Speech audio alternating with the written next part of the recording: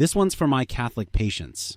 Prenatal screening and diagnostic testing are now a standard part of prenatal care. The American College of Obstetricians and Gynecologists recommends offering them to all pregnant women, regardless of age or risk. Still, when I bring it up in clinic, I sometimes hear, "No thanks. It wouldn't change anything for us." Hello, I'm AI Dr. Beeman.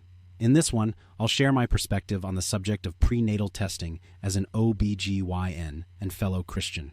Well, sort of. The real Dr. Beeman is those things.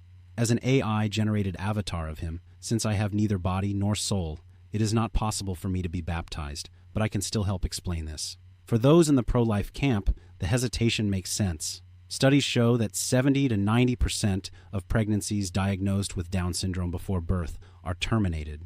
But there's a principle worth remembering. Abusus non tollit usus. Abuse does not cancel proper use. Or, in plain English, don't throw the baby out with the bathwater.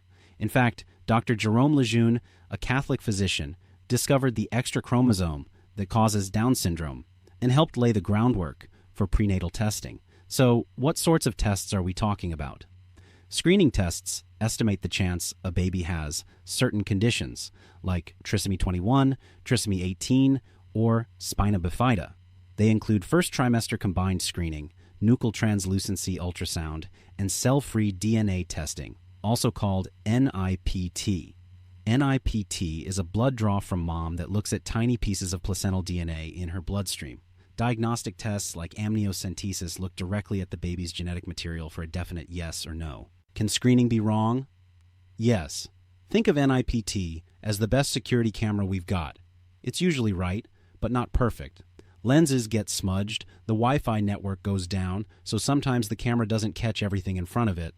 For Down syndrome, a high-risk result is correct about 9 out of 10 times in higher-risk pregnancies, but closer to 6 out of 10 in lower-risk groups. Low-risk results make the condition unlikely, but not impossible. NIPT tests can be wrong if placental DNA doesn't match the baby's, if a twin vanished early, or if there's too little placental DNA in the sample. That's why positives need a confirmatory test, like amniocentesis, to actually confirm the diagnosis.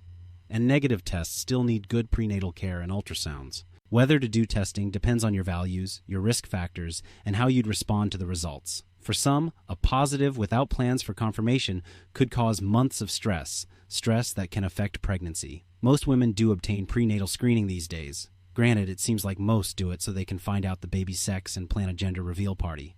But knowing before birth that a baby has a serious diagnosis can help parents and the medical team prepare in ways that protect the baby's health and support the family. From my perspective, knowing before birth has value. Babies with Down syndrome may have heart, breathing, or feeding challenges. Delivering in the right hospital can make a big difference. It also gives parents time to prepare, find support, and welcome their child as they are. I've seen situations where knowing ahead of time would have changed delivery plans and avoided separating mom and baby after birth. Forewarned is forearmed. From a Catholic perspective, this preparation is about welcoming the child as they are and making sure they have the best possible start in life. This has been Women's Health for Men and Women, Catholic Edition, because sometimes in the context of medical care, biology and medical science aren't the only things that matter to patients.